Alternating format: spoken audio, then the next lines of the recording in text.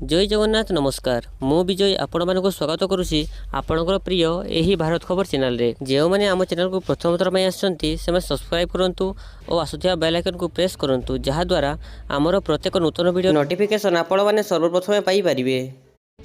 भारत में नीरव महामारी साजिछि fatty liver.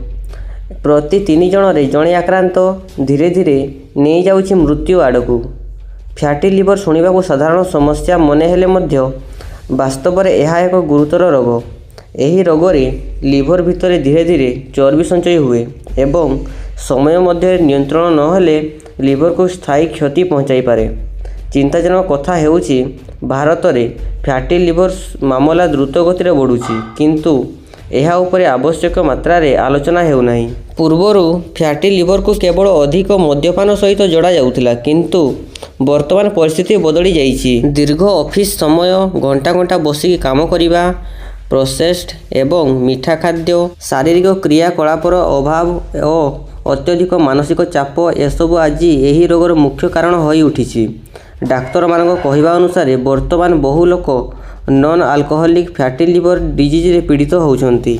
विशेषज्ञ मानक अनुसार भारत में फैटी लिवर एक महामारी रूप नेउछि।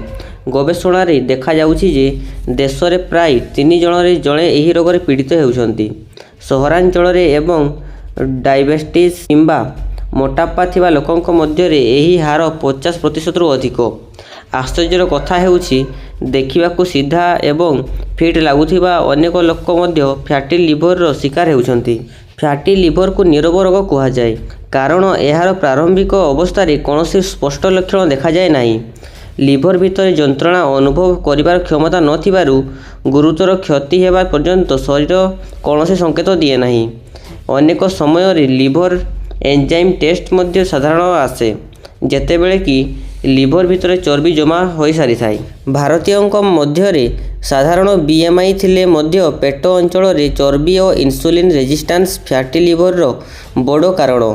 पीसीओएस रे पीड़ित महिला, निद्रा समस्या थिबा लोक एवं दीर्घ समय बसिक काम करुथिबा आईटी कर्मचारी ठारे एही रोग अधिक देखा जाए। डाक्तर मानक कहिबा अनुसार पैकेट जूस और मीठा पानीय, अधिक मैदा और धड़ा चाउल, अल्ट्रा प्रोसेस्ड खाद्य, प्रोटीन अभाव एवं व्यायाम न करिबा एसबु लिवर रे चर्बी संचय को द्रुत करे। विशेषज्ञ माने कहउछंती जे डिटॉक्स ड्रिंक किंबा सप्लीमेंट द्वारा फैटी लिवर भल हेबार कोनोसी ठोस वैज्ञानिक प्रमाण नाही। ठीक जीवनशैली ही एहार प्रधान उपचार। सुस्थ लिवर पाई संतुलित एवं स्वाभाविक खाद्य, नियमित व्यायाम, ओजन और मानसिक चाप नियंत्रण, केवल ओजन कमाइबा नुहे चर्बी कमाइबा, मांसपेशी सुरक्षा, सप्ताह को 2 ରୁ 3 दिन स्ट्रेट ट्रेनिंग, प्रत्येक भोजन में पर्याप्त प्रोटीन, समय अनुसार जीवनशैली परिवर्तन कले फैटी लिवर को नियंत्रण करने संभव हो पारे।